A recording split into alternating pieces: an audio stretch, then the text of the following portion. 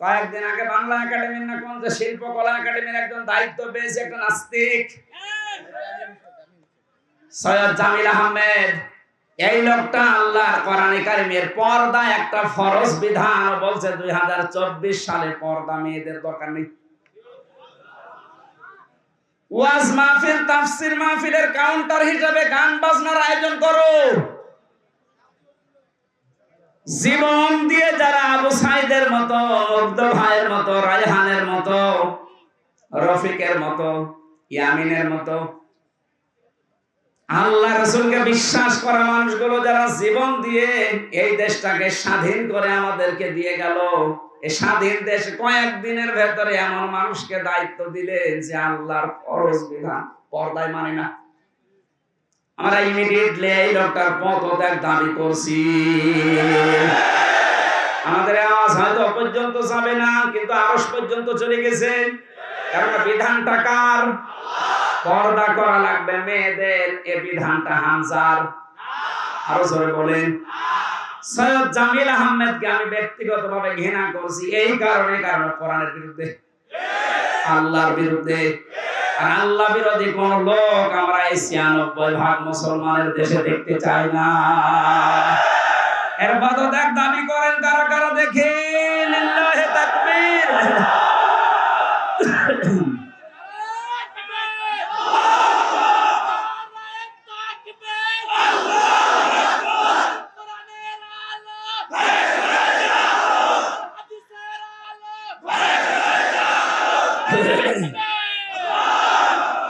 এই শয়তানকে যদি এখন ছাড় দেওয়া হয়, এও কালামানিকের মতো হবে, এ মুরগি চোরের মতো হবে। ওই সময় যদি কালামানিককে বিসি বের করে দেওয়া যেত, ও আর ১১৬ জনের তালিকা করতো না। সবচাইতে বেশি ইসলামের বিরুদ্ধে কথা বলেছিল এই লোকগুলো। সেই গোপলা সেটা কোথায় গেল? সেই জাফর ইকবাল নাকি শাহ ইকবাল? এইটাকে এখন ধরা দরকার।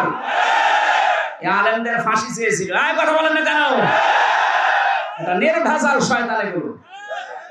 যখন এদের ২০ দাঁত বের হবে, সঙ্গে সঙ্গে যদি ভেঙে দেওয়া হয়, ভবিষ্যতে কোনো জালেম আর এভাবে শক্ত কথা বলতে পারবে না। এই সৈয়দ জামিল আহমেদকে ছেড়ে দেন, এই শয়তান কয়েকদিন পরে এই স্বৈরাচারের মতো কথা বলতে শুরু করবে, বলবো আমি সব। এত কষ্ট করে স্বাধীন করে যারা দিয়ে গেল, তাদের মতামতের গুরুত্ব নেই। প্রত্যেকটি সমন্বয়ক এখন এক কথায় উচ্চারণ করছে, আমরা আল্লাহ রাসূলকে বিশ্বাস করি, তার বিধান দিয়ে আমরা সবার বাঁধন খুলে দিতে চাই। আর শয়তান সে আল্লাহর বিধানে হাত দিয়েছে। দায়িত্ব পেতে দেরি, একবারে এসে আল্লাহর বিধান পর্দায় হাত দিয়েছে। এই ২৪ সালে মেয়েদের আর পর্দা দরকার নেই। কি বড় কথা বলেন তো? আপনি ব্যক্তিগতভাবে আমারে ২টা থাপ্পড় দিলে আমি মেনে নিতাম। আপনি সাপোর্ট করছেন কার? আল্লাহর পুরোপুরি বিরুদ্ধে অবস্থান নিয়েছে, ও আল্লাহর বিরুদ্ধে যুদ্ধ ঘোষণা করেছে। কথা বলেন। আজকে তিরমিজি শরীফের একটা হাদিস পড়ছিলাম, কেউ যদি জেনে বুঝে কোন জালেমকে সহযোগিতা করে, সাহায্য করে, সমর্থন জানায়, যদি ভালোবাসে, ও সঙ্গে সঙ্গে নবীর উম্মত থেকে বের হয়ে যায়। এরপর অনেকে এখনো পর্যন্ত জালেমদের সাফাই গান।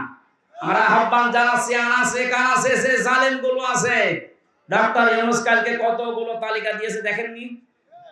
১০০ জনের প্রায় ৮০ জনের পরিবর্তন প্রায় হয়ে গেছে।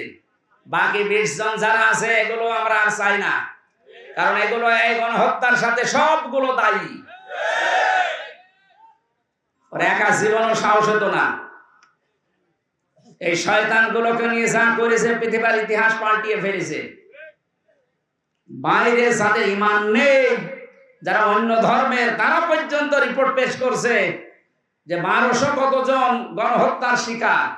এখনো পর্যন্ত অনেকে জালেমের সাফাই গিয়ে সাহস দিতে চাচ্ছে যে আপা আপনি ঘাবড়াবেন না, আপনি ঘাবড়ালে আমরা নরম হয়ে যাই। ওরে শয়তান, ওরে পিটিয়ে নরম বানানো দরকার।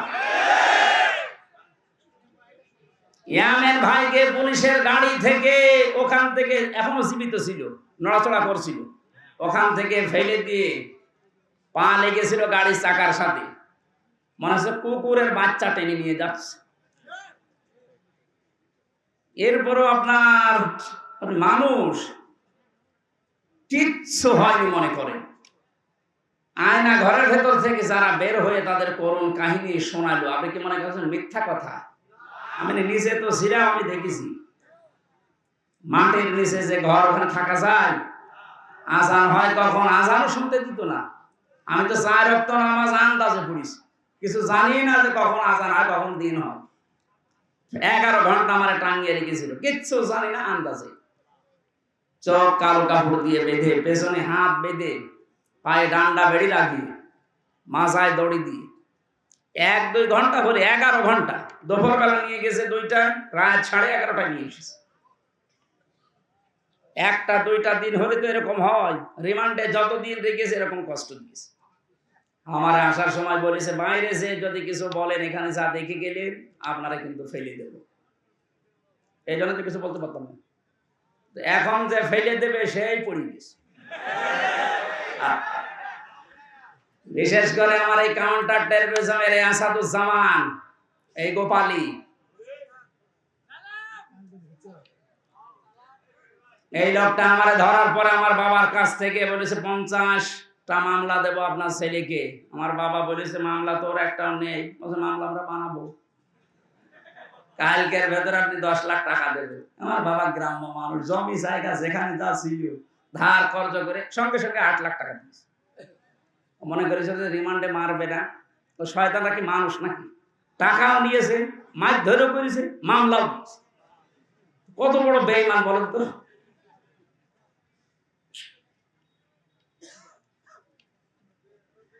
জালেমের পক্ষে যারা সাফাই গান, আপনি আর মানুষ নেই, আপনি আল্লাহর মামলার আসামি। এইটা আমি বানালাম। সূরা শুরার 42 নম্বর আয়াতের প্রথম অংশে আছে, আল্লাহ পাক বলেন, ইন্নামাস সাবিলু আলাল্লাযিনা ইয়াজলিমুনা নাস। পৃথিবীতে যারা মানুষ হয়ে মানুষের উপরে জুলুম করে, অত্যাচার করে, নির্যাতন চালায়, আমি আল্লাহ নিজে তার বিরুদ্ধে মামলা দেব। তাহলে বাংলাদেশে 1628 জন মানুষ মেন দায়িত্বে ছিল, আর প্রত্যেকটি এরা জুলুমকারী। যে যে বিভাগে ছিল ওই বিভাগেও জুলুম করেছে। এখন বলেন না কেন? বিচার বিভাগে বলেন, প্রশাসনে বলেন, যা যা বিভাগ ছিল প্রত্যেকটি জায়গায় যারা চেয়ারে ছিল প্রত্যেকটা জালেম আর জালেমের দোষর। অনেকে বলে আমার হাত বাঁধা। হাত বাঁধা, তোর চেয়ারে বসে থাকার দরকার কি? তুই ভ্যান চালা। হাত বাঁধা বলে তুই জালেমকে সাপোর্ট করবি? কত বড় দুর্নীতিগ্রস্ত হলে একটা দেশের কেন্দ্রীয় মসজিদের ইমাম পর্যন্ত পালিয়ে যায়। জাতীয় মসজিদের ইমাম পালিয়ে গেছে না? কি আশ্চর্য গো! কোথায় পৌঁছেছে দেশটা যে মসজিদের ইমাম পর্যন্ত পালিয়ে গেছে। কারণ সেও নিজেকে নিজে অপরাধী মনে করছে যে জনগণ ধরলে আমারও ছিঁড়ে ফেলবে। কথা বলেন। এত বড় বড় দাপটের কথা বলতো আমার কুষ্টিয়ার ওই 2 আল্লাহর ওলি। একজন যখন পচা ডিম খাচ্ছে, আর একজন এমন পালিয়েছে, ওর বাড়ির ইট পর্যন্ত খুলে নিয়ে চলে যাচ্ছে।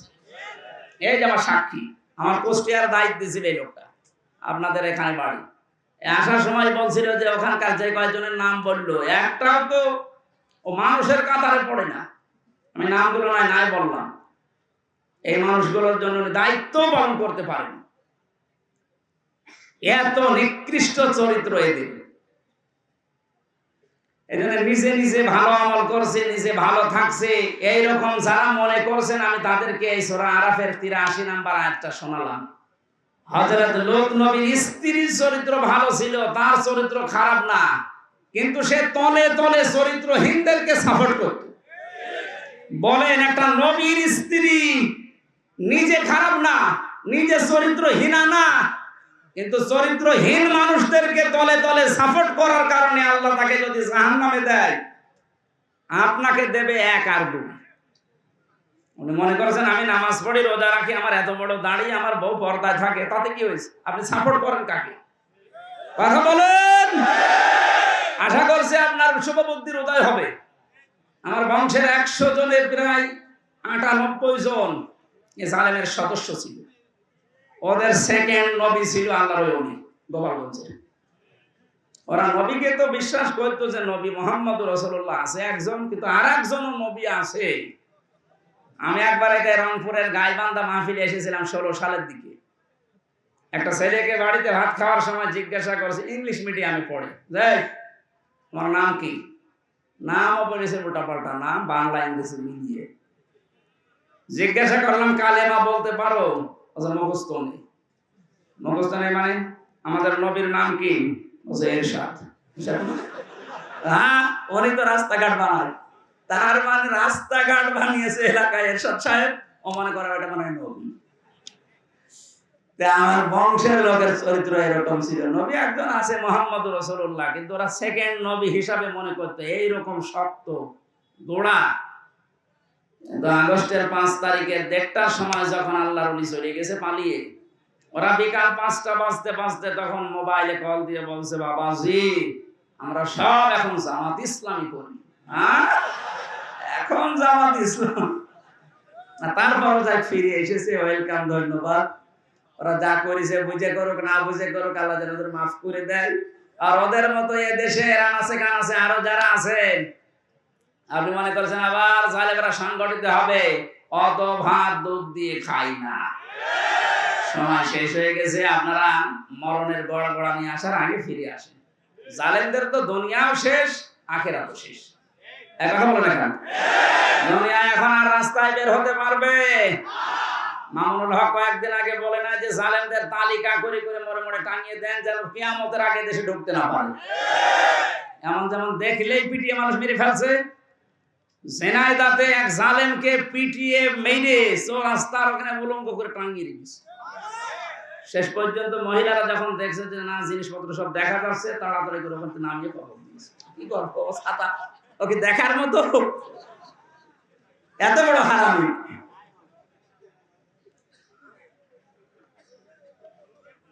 দুনিয়া শেষ আপনাদের, জালেমদের কোন দুনিয়ার জীবন নেই আর, কারণ এখন আর ওই সময় নেই। ওয়ালা ইয়াজিদুজ জালিমিনা ইল্লা খাসারা। দিন যত যাবে জালেমদের শুধু ক্ষতি বৃদ্ধি হতে থাকবে। এ ঘোষণা কার? বলেন। কিন্তু যারা জালেম হয়ে মারা যাচ্ছেন তাদের অবস্থা আরো খারাপ হবে। তারা মামলার আসামি হামজা। কার? আপনি চিন্তা করেছেন? আল্লাহর মামলার আসামি।